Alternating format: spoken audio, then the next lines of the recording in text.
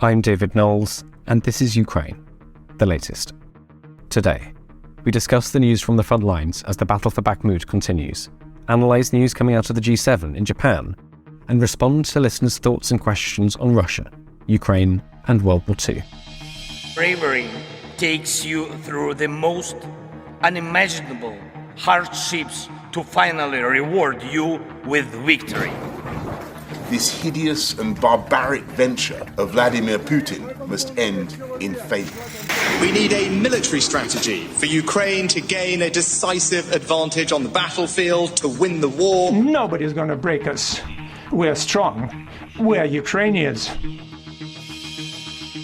Every weekday afternoon, we sit down with leading journalists from the Telegraph's London newsroom and our teams reporting on the ground to bring you the latest news and analysis on the war in Ukraine. It's Friday, the 19th of May, 1 year and 84 days since the full-scale invasion began. And today, I'm joined by our assistant comment editor Francis Durnley, foreign reporter Genevieve Hall-Allen, and our Brussels correspondent, Joe Barnes. I started by asking Joe for the latest news from Ukraine.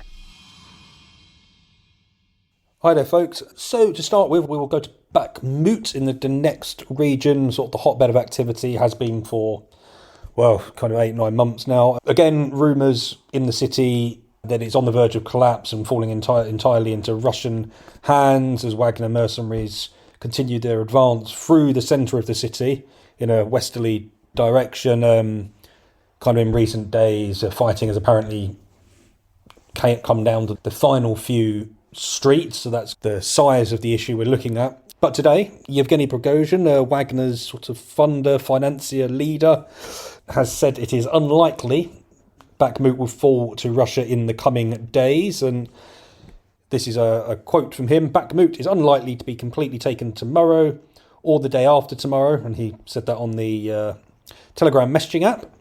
The Wagner chief described the situation essentially. He said that Russia's forces are moving in, but they now face an impenetrable fortress, and he described it as a suburb, and there's a few different translations, airplane or samolet, that have been used across the internet in interpreting his comments. But he said that's in the southwest of the city, where we know Ukraine are basically defending heavily at the moment, and he said you can't get in there. But that's not all to be said. Russia isn't getting its own way. Ukraine is still trying to progress along the flanks of Bakhmut in the south and the north of the city. So Hanna Maliar, who is the Ukrainian Deputy Defence Minister, she wrote on Telegram yesterday afternoon after we'd wrapped up on air then: "Today the enemy attacked Bakhmut all day. All attacks were repelled by our defenders. As of now, we control the southwestern part." So she's confirmed that there is still jostling going on over that section of territory. But she also said that Ukrainian forces had advanced 500 metres north of Bakhmut and 1,000 metres south of Bakhmut. The spokesman for Ukraine's eastern forces, Serhiy Cherevati, stated that Ukrainian forces have advanced up to 1,700 metres in the past day, and he posted that yesterday. And the Ukrainians' a separate assault brigade, who we know have kind of spearheaded this localised mini counter-offensive on behalf of Ukraine. They've expanded the Ukrainian kind of control around Bakhmut by a landscape of sort of 2,000 metres wide by 700 metres deep. And what we're also picking up is there's lots of Russian military bloggers talking about this on Telegram, Twitter, and in their own sphere. And they have suggested that Ukrainian forces have driven through the Russian defensive lines south and southwest of Ivaniska, which is about 6 kilometres west of Bakhmut, and then northwest of Klisichivka, which is 6 kilometres southwest of Bakhmut from the northwest. So there is still a great deal of movement, and it still suggests that the Ukrainians could be trying some sort of double envelopment, as has been historically used by the Russians as a tactic to defeat their enemies. Could be interesting. So I really recommend checking out George Barros on Twitter.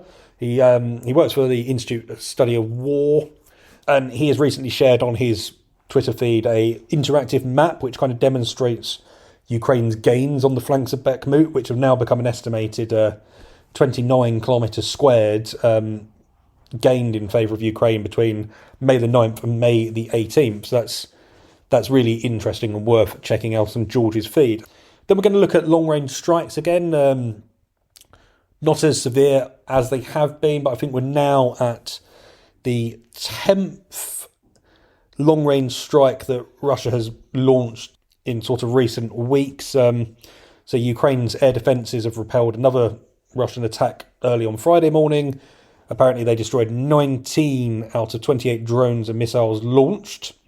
The Air Force's spokesman told Ukrainian television, and I quote him now, 3 caliber missiles launched from the Black Sea and 16 drones were shot down, and shelling continues almost on a daily basis. And he said not all targets were hit. We know in the central city of Kryvyi Rih, at least 2 people were injured, and one of those seriously after a Russian strike in the region. We know that was aimed at a private industrial complex. We don't know what was in this industrial complex, and the seriously injured includes a 64-year-old woman. A fire also broke out in a 4-storey building where a man sustained minor injuries.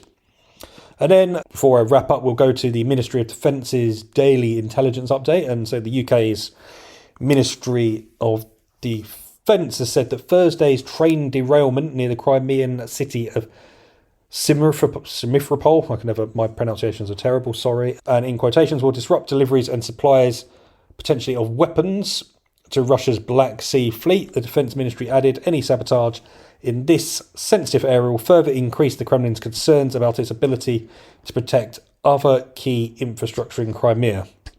The Russian-installed head of Crimea said in a statement on Telegram on Thursday that a freight train carrying grain had been derailed in that area and that nobody was injured.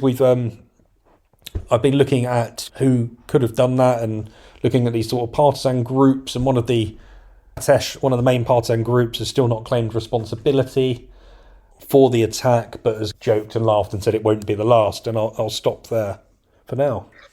Thank you very much, Joe. I know you'll have some things to say on some of Francis's updates that are about to come to us, but I'll let Francis come in now. There's been quite a lot of movement diplomatically today. Where would you like to start? Yes, well, thanks, David. It's been a very busy 24 hours in diplomatic circles, and I'll come to the G7 summit in a moment. But first, a significant development in the fighter jets debate. Despite President Biden's previous reluctance to send warplanes to Ukraine, we are hearing this morning that Washington has assured its European allies that they will not impede the export of F-16 fighter jets to Ukraine. That's according to reports in the Washington Post. Now, as I say, the Biden administration had previously seemed very hesitant to do this, and because of the way things work with third-party transfer agreements, technically speaking, countries need permission who have purchased these F-16s from America in order for them to be sent on to Ukraine. So that's why listeners are asking, why can't, if a country has fighter jets, why can't they just send them? What if they want to? Why do they have to have permission from the United States? That's the reason. When they're sold to you, you have to then give permission, as it were, if they're going to be going on to other parties. That's part of these international agreements. But as I say, that this is noteworthy because we've had so much hesitancy in the past. And so this really unlocks what for many people is considered one of the keys really for thinking long term about Ukraine fighting this war. And the Netherlands have already said that they are keen to be able to send these F-16s. Poland also have them as well and have made, I think, some warm noises regarding sending it. Romania also have them, as does Greece and Turkey. Not necessarily saying that they will send the F-16s, but they have them, as does Portugal and Belgium and Denmark. So this is a noteworthy development.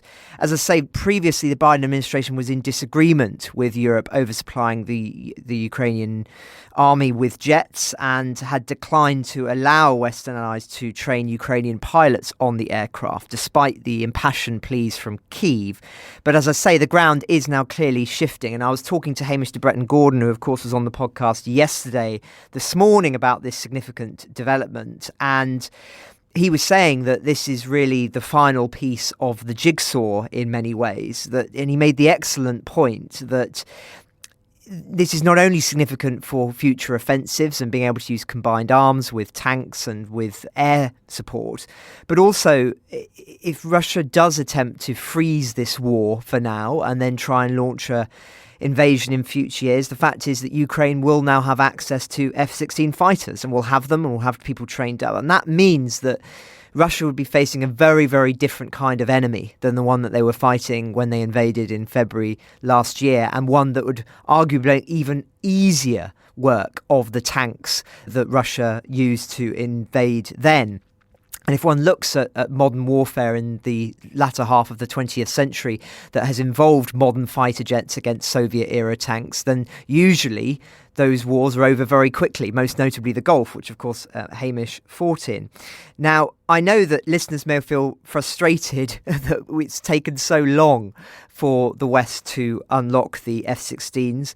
Months ago, people who've been following this war closely were urging the West to send Leopard tanks. The West hesitated before finally giving in. And now on jets, they've hesitated and have finally given in. And I think those are very fair criticisms. But another way of looking at it is that this does further turn the screw on Putin and is a further example of that drip-drip approach, which I've described in the past.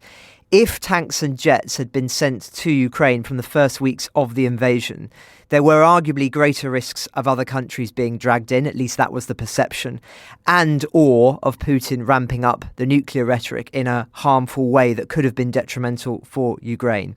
So this is still a very significant development, even if perhaps it becomes too late for the imminent counteroffensive. In the longer term, this could well be a game changer. And as I say, when I spoke to Hamish, he said for him, it's only a matter of time now, given that this has been announced, for the F-16s to arrive and to have a very decisive impact on the future trajectory of this war. But I imagine that Joe will also have some thoughts on this. So I can chime in with something interesting that Yahoo News have released in the last 24 hours. So one of the, as Francis alluded to, one of the main opposition was obviously the fact that people think it's an escalation. A F-16 has capabilities of firing a lot deeper into Russian territory than some of the weapons currently gifted to Ukraine. But one of the other issues is just the complicated nature of the F-16, and can a Ukrainian fighter pilot fly an F-16, and how long it would take to train a Ukrainian pilot to operate an F-16. So the US earlier this year hosted, so it was in March, they hosted 2 Ukrainian pilots for basically early evaluations. They used flight simulators to assess these 2 pilots and their capabilities on the use of modern flight systems, one of them being the F-16 fighter jet. And what Yahoo News has revealed and released is an internal US Air Force assessment of the training, and it found that it would only take 4 months to bring Ukrainian pilots up to speed on the US-made aircraft. And that document is going to serve as a great sort of lever and pressure point that President Zelensky and other Ukrainians and, well, even European governments that want to send F-16s to Ukraine, because previously it had been suggested that it would take 18 months to train a Ukrainian pilot to operate an F-16. But now that they've gone to a airbase in Arizona, I believe it was, these 2 pilots, these Ukrainian pilots, and they've then demonstrated that they can actually operate the systems. One of the big issues with the system is F-16s, being American, they're English language systems. So can Ukrainian pilots operate them and the systems in English? Actually, they've shown that that's probably the biggest stumbling block to flying an F-16, and not the actual using the capability itself. So that's going to be really interesting to see how that's jumped on by the Ukrainians and used to further their cause when it comes to getting these F-16s over to Kyiv. Thank you very much, Joe and Francis, for that. Francis, can I come back to you? Can we talk about the G7 in Hiroshima? Thanks. Yes, let's turn to the G7. Some very interesting lines are coming out of it already, especially from the British Prime Minister Rishi Sunak, which I'll come to in a moment. But first, I just want to read a noteworthy statement from all leaders of the G7. And I should say that those countries are, of course, the UK, Japan, Italy, Canada, France, the US and Germany. And I'll read the statement in full. We, the leaders of the G7, reaffirmed our commitment to stand together against Russia's illegal, unjustifiable and unprovoked war of aggression against Ukraine. We condemn, in the strongest terms, Russia's manifest violation of the Charter of the UN and the impact of Russia's war on the rest of the world. 15 months of Russia's aggression has cost thousands of lives, inflicted immense suffering on the people of Ukraine, and imperiled access to food and energy for many of the world's most vulnerable people. We express our full sympathy and condolences to the Ukrainian people for their loss and suffering. We salute them for their brave resilience. Our support for Ukraine will not waver. We will not tire in our commitment to mitigate the impact of Russia's illegal actions on the rest of the world. This is significant because evidently it is designed to undermine something that Putin is relying on, which is that the West will lose interest in this war and turn off the tap the longer that it goes on. And in that regard, I think it's also significant that this morning the G7 has ensured that Ukraine has the budget support it needs for this year and the early part of 2024. They've said that they're taking steps to ensure that the Russian aggression fails and will support Ukraine for as long as it takes, and to ensure that a just peace is rooted in respect for international law, which I think is safe to assume that they want to see the return of Ukraine's territory that has been stolen by Russia. Now, as I say, interesting coming out of Britain as well, seeks to steer a new wave of sanctions against Russian assets. Rishi Sunak has announced that they are targeting 86 individuals and businesses connected to Russia's capacity to fund and wage the war. In a statement this morning, the government has said that the designations target those connected to Russia's energy, metals, defence, transport and financial sectors. Foreign Secretary James Cleverly said on Twitter that we are increasing economic pressure, cracking down on Russia's theft of Ukrainian grain and the remaining revenue sources that support its military machine. Now, a very interesting thing that Downing Street have said is that more than 60% of Putin's war chest has been immobilised thanks to international sanctions, which is worth about 275 billion. That is not insubstantial, as you can tell, and it's the first time that I have seen that statistic. Now, another element of this, interestingly, is Britain seeks to ban the sale of Russian diamonds. It will be an uphill task. I think it was Belgium that opposed plans to do that. Not quite sure why, but anyway, they've opposed that. But it's a not inconsiderable industry. The export market of diamonds from Russia is worth about $4 billion. So once again, if they lost that, it's not insignificant and piles pressure financially on the regime. Now, the other noteworthy thing that is coming out of the G7 is that Zelensky will be attending in person and meeting the Prime Minister of India, Modi. It will be the first time since the war that he's met him, and it's clearly an attempt to reach out to those countries who have supported Russia more in the invasion. India has purchased considerable amounts of Russian energy, which I've talked about in the past. But even more interesting is that before Hiroshima, Zelensky is to attend the Arab League meeting in Saudi Arabia. He's landed in the past hour in Jeddah and will be joining summit Arab leaders, including the heads of wealthy Gulf states that have already provided quite substantial aid to Ukraine amid Russia's invasion.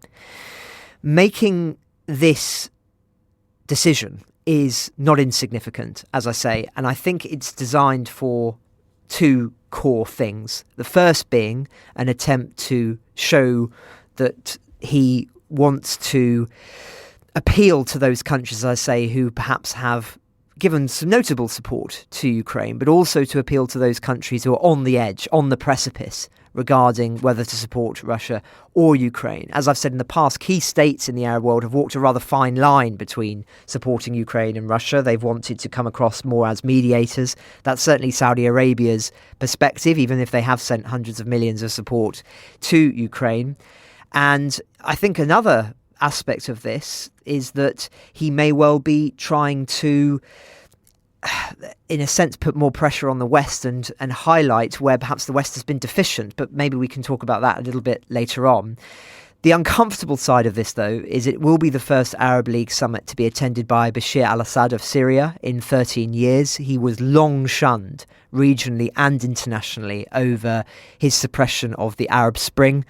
the chemical weapons usage, of course, and the war that has killed, hundreds of millions of people and displaced millions.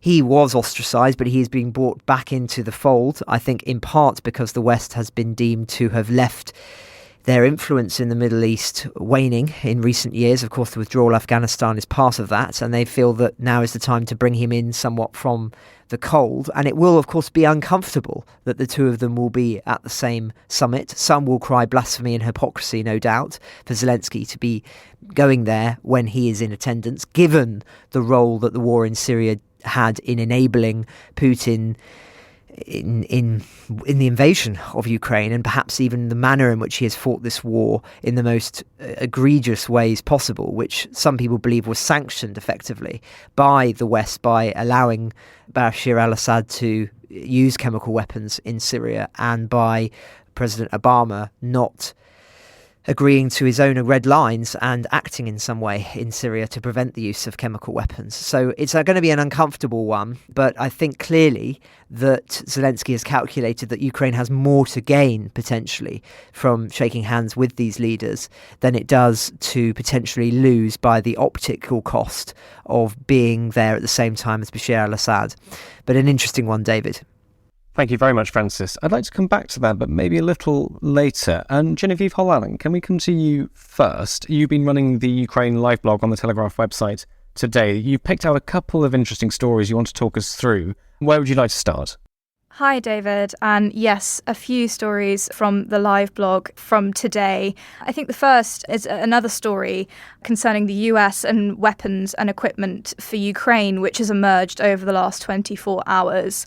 And this is that officials have admitted to Reuters that the US has overestimated the value of the kit that it has sent to Ukraine by $3 billion, which is about £2.4 billion, which may well have an impact on how many more weapons Washington will send to Kyiv. The error occurred because a higher than warranted value was assigned to weaponry that was taken from US stocks and then shipped on to Ukraine, according to two senior defense officials speaking to Reuters on Thursday on the condition of anonymity. In its accounting, the Pentagon used replacement cost to value the weapons aid instead of the weaponry's value when it was purchased and depreciated. One of these officials said, "We've discovered inconsistencies in how we value the equipment that we've given to Ukraine." Congress was notified of this accounting adjustment on Thursday, so that was yesterday, the sources said. And one defense official said that the amount, this $3 billion amount of overvalued weaponry could grow beyond that as the Pentagon examines the situation more thoroughly. Since August 2021, the United States has sent about $21.1 billion worth of weapons to Ukraine from its stockpiles. It is uncertain how Congress is going to react to this, but the changing of the valuation of the equipment could mean that the Biden administration doesn't need to ask Congress to authorize more funds for Ukraine as soon as it thought that it would, just as the debate as to US finances continues to intensify. Just a quick reminder of a couple of the things that the US has already sent through to Ukraine. It's, HIMARS launchers, Javelin anti-tank weapons, and among some of the most notable stuff is the Patriot surface-to-air missile system, which is currently in use in Kyiv to protect the skies above the Ukrainian capital, which we heard just a few days ago had suffered a slight damage. I mean, that weapon alone costs $1 billion. It will take some time to work through the accounting for the billions of dollars worth of equipment sent, according to the senior defense officials. But this is quite a notable update in terms of what more could be coming out of the US for Ukraine. Thanks, Genevieve. Can we turn to some news from Kyiv itself? We've obviously spoken a lot about de-Russification, the fact that more Ukrainians speaking Ukrainian rather than Russian. We've heard that quite a bit over the past year. You've picked upon one story from the Ukrainian capital, which is another example of this. Would you like to tell us about it? Yes, so this is the news that Kyiv City Council has renamed 2 metro stations, 1 station under construction, and several streets which had names with some connection to Russia in response to the invasion. So among these, the Friendship of People's metro station will from now on be called Sverinetska, after the name of a historical district of Kiev, and Leo Tolstoy Square, named of course after the renowned Russian author of War and Peace among others, has become the square of Ukrainian heroes. The station, which is under construction, which was to be called Prospekt Pravdy, is now to be named Warszawska, which means Warsaw. At the beginning of the year, the authorities held a vote for the city's residents on the renaming of the metro stations, with the majority voting for the names which were approved by the council on Thursday, according to Radio Svoboda. Alongside this, the Kiev Council also renamed 26 streets and other city objects, the outlet reported. There are some nods to Britain and the US in the renamed streets in Kiev. One of the streets has been renamed Winston Churchill Street. Another has been renamed George Orwell Lane, and American author Ray Bradbury has lent his name to a street as well. All of these are replacements for the names of Soviet heroes, which used to be the names of certain roads in the capital. The city's mayor, Vitaly Klitschko, said that 314 objects in the city have been renamed in total, and he wrote on Telegram, "The process of de-Russification in Kiev continues. It is very important to permanently rid the capital of Soviet and Russian names and symbols associated with the aggressor country." And I'm sure that won't be the last in terms of what will be renamed in Kiev and beyond in Ukraine. Thanks, Genevieve, and we'll obviously need to make clear, of course, that this isn't the first time either. But thank you for that. Can we just have one more story from you, Genevieve? Going to Russia, again, the repression of ordinary people and others who've spoken out against the regime has been a story we've been covering over the past year and beyond. Here's another example. Would you tell us about Mr. Roisman? Yes, so Yevgeny Roisman, he's been fined 260,000 rubles, which is the equivalent of about $3,250, for discrediting the Russian military. So Yevgeny Roisman is this is considered mayor of Yekaterinburg and a very popular figure, and also a prominent Kremlin critic. Quite a lenient sentence in a string of trials which have targeted opposition figures in the country recently.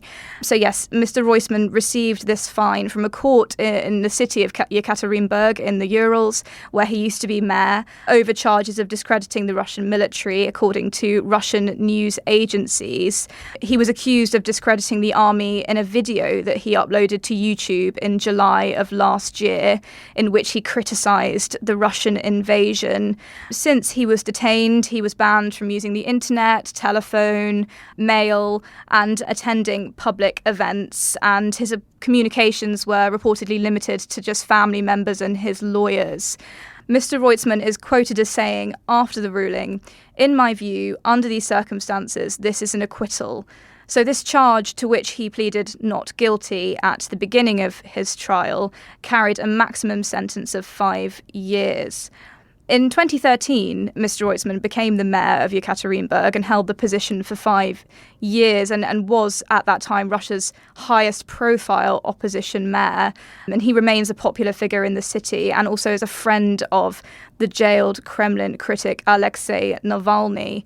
And in comparison to this fine, we can think back to recently the opposition politician Vladimir Kara-Murza, jailed for 25 years last month, and another well-known government critic, Ilya Yashin, who was sentenced to 8.5 years for spreading what is claimed to be false information about the Russian army.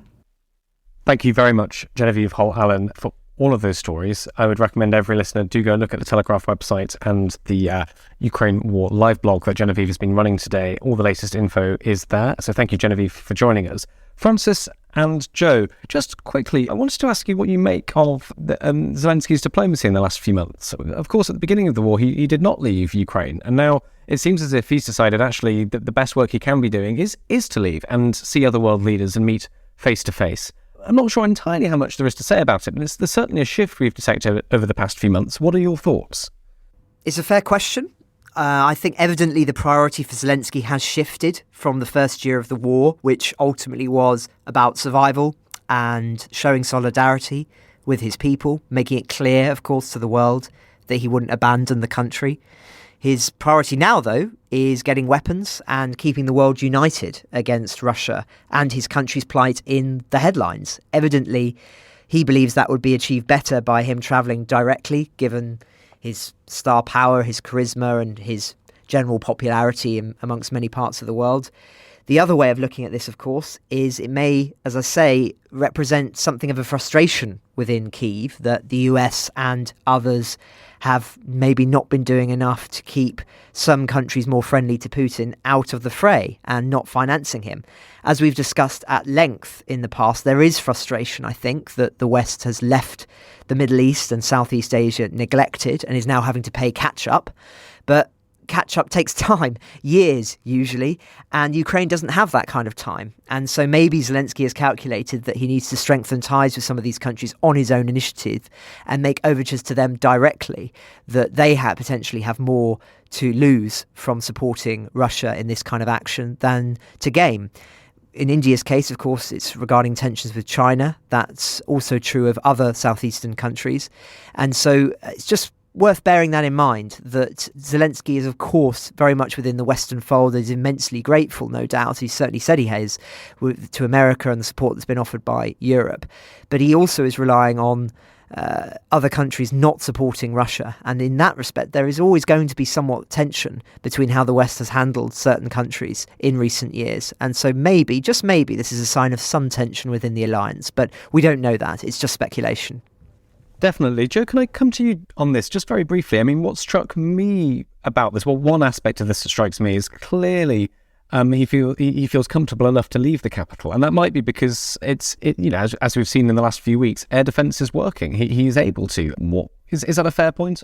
Yeah, it's definitely not as hot. And I remember when Zelensky was doing his first American travels and popped up in the UK on that surprise visit, and then he was coming to Brussels. I was lucky enough to speak to his main foreign policy advisor at the time. And I put this kind of candid sort of question to him and said, look, why is President Zelensky doing this now? Why do you feel? And his advisor came back to me and said, look, this is a moment in time where there is a slight pause, there's a slight lull. He said when the invasion at the beginning, there was no way he could leave the country. He had to stand with his fellow Ukrainians and basically show solidarity and stand up to Putin in that sense, when obviously all the stories about death squads and trying to chase him out of Kyiv or even kill him, as death squad and assassination attempt would allude to. And he said, look, so this advisor was saying to me, look, Joe, there is a lull in the fighting. We're preparing for this counteroffensive. This is now the time to go out and do this diplomacy, get to see people, in some cases thank people for their support.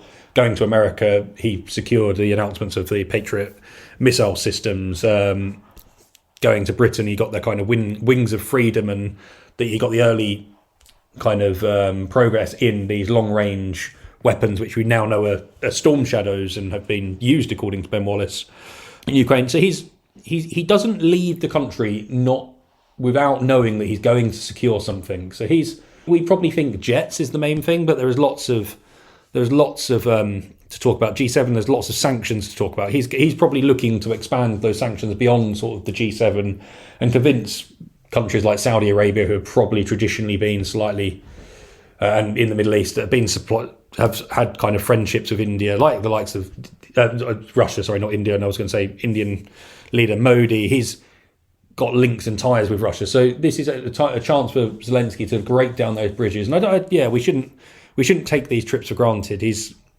they're preparing this counteroffensive. They're going to launch it, we expect, soon. Some people suggest it's already started in the form of sort of shaping missions and kind of offensives, looking for probing different areas of the Russian line. But once that's started, we know he won't be leaving Ukraine for a while. So he's basically using that lull in fighting, lull in the conflict, to hammer home his diplomatic message and secure as much support as he can for Ukraine, be it in weaponry or sanctions against Russia that he knows are really useful about crippling the Russian war machine. Thank you, Joe, and Francis, for that. Just finally, before we finish, yesterday, Francis, we ended up talking quite a bit about World War II. I promised listeners it wasn't planned. But of course, we've got quite a lot of responses from our listeners Francis, you've been going through them. What would you take from that? Thanks, David. Yes, well, as you say, we weren't planning that segment, which is why perhaps it came across as rather spontaneous and unscripted. Of course, we were talking about the question of the Soviet Union's mobilization of men and resources being used as an argument as to why Russia can win the battle for resources today in Ukraine. And I was, I suppose, trying to counter that view and say that the comparisons between Russia today and the Soviet Union post Operation Barbarossa aren't comparable, as part of a wider thesis that autocracies more typically degrade their war-fighting capabilities over time rather than strengthen them. And this seems to have interested many listeners. I'm very grateful to those who've written kind things over email or in reviews for the podcast. Many of you also highlighted a crucial point that I forgot to mention, namely the vital role played by Len Lees from the United States and support from other allied countries, which really kept the Soviet Union in the fight. And one listener's father actually spent 18 months on HMS Jamaica convoying from Scotland to Murmansk, delivering resources. So very grateful to them for reaching out and for rightly chastising me for not mentioning the importance of the Len Lees Act. The numbers are staggering, frankly. By the end of June 1944, the US had sent the Soviets extraordinary numbers of material totaling $11.5 billion at the time, about 180 billion equivalent in today's currency. And it included, and this isn't even a comprehensive list, 400,000 jeeps and trucks, 14,000 aeroplanes, 8,000 tractors, 13,000 tanks, 1.5 million blankets, 15 million pairs of army boots, 107,000 tons of cotton, 2.7 million tons of petrol products, and 4.5 million tons of food. And so I think it's very clear, just to again strengthen the argument, that without the backing of that capitalist democracy, the autocracy of the Soviet Union could not have survived and then launched its own offensives against the Germans. And of course, Russia today is not receiving anywhere near that amount of support from its so-called allies in its fight against Ukraine. And that is going to inevitably have an impact on the battlefield when we're talking about such large-scale operations that we are, which of course pale in significance to the Second World War, but even relative to that, they're not receiving anything like this in terms of weapons and support. Now, another interesting argument relevant to all of this is that the longer an autocracy has to fester over time in its own sort of fatal flaws, then the more likely it is to go rotten and implode. And one listener highlights that the Nazis didn't have enough time to consolidate everything, specifically not the armed forces before they went to war. Stalin, of course, also arguably hadn't had enough time to fully corrupt the system, and in many ways the Second World War gave him a boost. And as I talked about yesterday, there were many people in the Soviet Union who hated Stalin and may even have wanted to see him dethroned, were it not for the Second World War, which acted as this unifying force within Russia and within the Soviet Union at the time. And if you compare those two regimes with the fascists in Italy, who had a much longer period in office, in power, as it were, then you could see the long-term impact of that autocracy and how it degraded its ability to function effectively over a sustained period. Mussolini, of course, had failed invasions in Africa, which had a hugely debilitating impact. But more generally, his power waned quite considerably over time. And obviously, its capacity to be able to fight effectively against the Allies in the mid-1940s, after Operation Wolf, I think it was, the invasion of Sicily, or is that Husky? Gosh, I'm sure listeners are going to tell me very shortly. But anyway, the ability for Mussolini and for the Italian fascists to resist the Allies was greatly reduced after years in office. And so it's a very interesting point, that. And obviously, they are prone, the longer that regimes go on, for yes-man syndrome to kick in and for corruption to become more endemic. And we are arguably seeing that in Russia too. Putin's been in charge for a long, long time. He's clearly blinkered and is making egregious miscalculations, which has got him to this catastrophic point.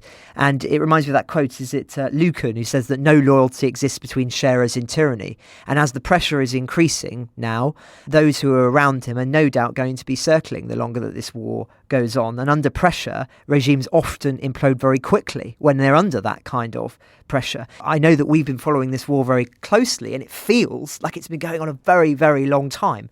But actually, if we look at this historically, this is still a very short duration as a war goes, and already look at the cost that this is for Russia. And so if it goes on another year, another 2 years, what's that going to look like for Putin? I don't think it's going to be particularly favourable. And just one other point here I think is worth making. As I was trying to drum home yesterday, the comparisons to the Second War are helpful in lots of ways, but they can also be unhelpful, because what Putin has at his disposal now is vastly reduced compared to what Stalin had in the 1940s.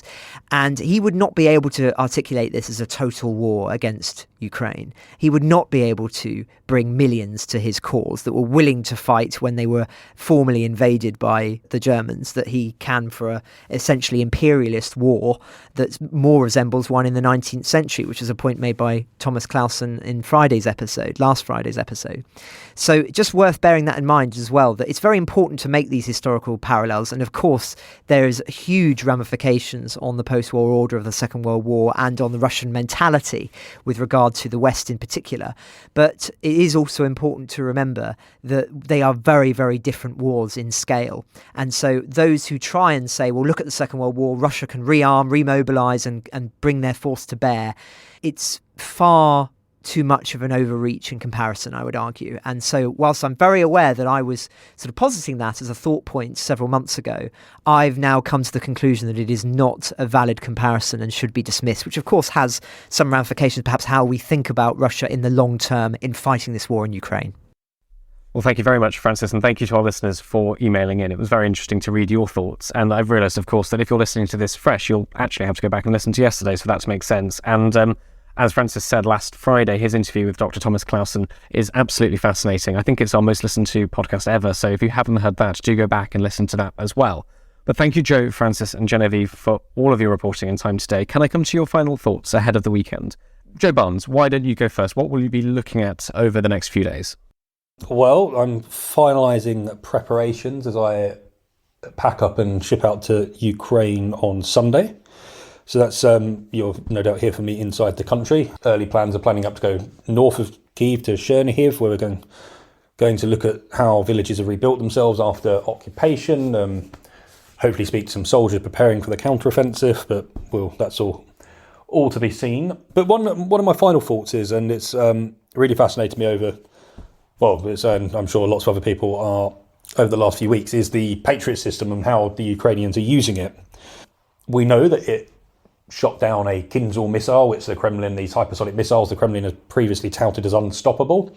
Earlier this week, it stopped a volley of Kinzhal, 6 of them, and 1 Patriot rocket launcher was damaged in that Russian missile barrage. But in the CNN article that both Francis and I have referred to in terms of the US looking to basically not block F-16s being sent to Ukraine by their European allies, there's this fantastic nugget of information that in recent weeks, the US-made Patriot air defense system has been used to shoot down at least 1 faraway Russian fighter jet by the Ukrainian forces operating them. The CNN article goes, the Russian planes the Patriot system was targeting were on a bombing run to fire missiles against Ukrainian targets. But then if you actually then look back and you start joining some dots, we might have actually discovered what has happened. So last week, there were reports in Russian media that an Su-34 and Su-35 fighter jets were shot down over a border region, as well as 2 Mi-8 helicopters. And we know that to be Beryansk, so sort of north of Ukraine on that Russian border. And it is border territory, it's frontier land. And according to Kommersant, the well-known Russian business paper, these fighter jets were supposed to be delivering a missile and bomb attack on targets in the Chernihiv region of Ukraine. So do we now think that, I believe the Ukrainians have admitted to having 8 launchers as part of the Patriot system defending Kyiv, have they actually moved one further out and north of Kyiv to potentially be able to target Russian jets that are flying in Russian territory and dropping bombs on, or launching bombs at Ukrainian targets. Because Russian Air Force has been very non-committal. It doesn't often fly sorties or attack runs inside Ukrainian territory or close to front lines because it knows they're going to get blown out of the sky by air defences. But previously, flying in that direct border region inside Russian territory, they've been untouchable. But has the introduction of the Patriot missile system now actually changed that equation, and has it potentially pushed Russian fighter jets and helicopters further back inside Russian territory as well as Ukrainian territory? So I think that's fascinating and something that we'll hear a lot more about in the weeks to come. Thank you very much, Joe, and best of luck with your reporting trip, and do stay safe. It'll be very good to hear what you're up to when you're out there, of course, but we hope your travel over there goes as smoothly as it can. Francis Durnley, would you like the very, very final thoughts? Thanks, David. Well, wrapping up all of this Second World War stuff this week, I mentioned yesterday that large parts of the war on the Eastern Front were actually fought in Ukraine. And I wanted to expand on that a little bit, bringing in some of the research by Timothy Snyder, of course, American historian, will be familiar to many, many listeners. Fantastic lectures and books on the subject of Ukraine. And he points out that more Ukrainian civilians were killed than were Russians, and that more Ukrainian soldiers were killed fighting the Wehrmacht than Americans, British and Frenchmen taken together. And the numbers are staggering. So Ukrainian military deaths was 1.6 million, as I say, considerably higher than the combined American, British, Canadian, Australian forces. But also civilian deaths. The Russians lost 7.2, and obviously it's very hard to calculate these things accurately, but of around 7.2 million civilian deaths. But the Ukrainians lost 5.2 million, and relative to their respective scales, of course, then Ukrainian lost a far larger percentage of its population than Russia did. And that matters for various different reasons. It matters for thinking about Ukraine in Europe, Ukraine's sacrifice in fighting fascism. We don't often think about it in that way as the Ukrainian contribution. It's just all lumped together as part of the Soviet Union. But it is worth bearing that enormous numbers in mind. It's also, as well, I think, puts pay to a lot of the myths that Putin has continuously regurgitated during his time as effective dictator of Russia. He bangs this drum that it was only the Soviets that fought against the Nazis, that it was Russia particularly that took the hardest hit, but actually Ukraine took an enormous hit in defeating Nazism. And so any claim that tries to make it only a Russia-only issue, which is what he does, in saying that really the Soviet Union was Russia in terms of its fighting, is inaccurate. And it's also inaccurate, of course, for the egregious lies that he makes about the role of the Allies in supporting the Soviet Union during the Second World War. I've talked in the past about history books that have said that Britain was still supporting Germany after Operation Barbarossa was invaded in 1941, which is simply untrue for the fact that it was Britain that stood alone in 1940 and that the Soviet Union was an ally of Germany. So it's a lie on that front, but also, of course, for the fundamental role that we've described today of the Len Lees Act in keeping the Soviet Union in the fight, that vital support from the Allies and particularly the United States that meant that the Soviets could fight in that war and fight the Germans when things were looking incredibly dicey for them due to their own failings. And so, as I say, this argument that he tries to depict now the Second World War as a fight really as Russia against the Nazis is just a vast oversimplification, and I would go as far as it being by a sins of omission, by not talking about the vital role that America played in that. And so this attempt to make the war in Ukraine as yet another war against the Nazis and the war against the West, the invaders, the hostile West, is just simply inaccurate. And so I just wanted to end there with a few more reflections on the Second World War and the role of Ukraine in particular, a role that was vital and yet is often forgotten. Ukraine the Latest is an original podcast from The Telegraph. To stay on top of all of our Ukraine news, analysis and dispatches from the ground, subscribe to The Telegraph. You can get your first 3 months for just £1 at www.telegraph.co.uk/Ukraine the Latest. Or sign up to Dispatches, our Ukraine newsletter, which brings stories from our award-winning foreign correspondents straight to your inbox. We also have a Ukraine live blog on our website where you can follow updates as they come in throughout the day, including insights from regular contributors to this podcast. You can listen to this conversation live at 1 p.m. each weekday on Twitter Spaces. Follow The Telegraph on Twitter so you don't miss it. To our listeners on YouTube, please note that due to issues beyond our control, there is sometimes a delay between broadcast and upload, so if you want to hear Ukraine the Latest as soon as it is released, do refer to podcast apps. If you enjoyed this podcast, please consider following Ukraine the Latest on your preferred podcast app. And if you have a moment, leave a review, as it helps others find the show. You can also get in touch directly to ask questions or give comments by emailing ukrainepod@telegraph.co.uk. We do read every message. And you can contact us directly on Twitter. You can find our Twitter handles in the description for this episode. Ukraine the Latest is produced by Louisa Wells and Giles Gear. And today on Twitter, Claire Hubble.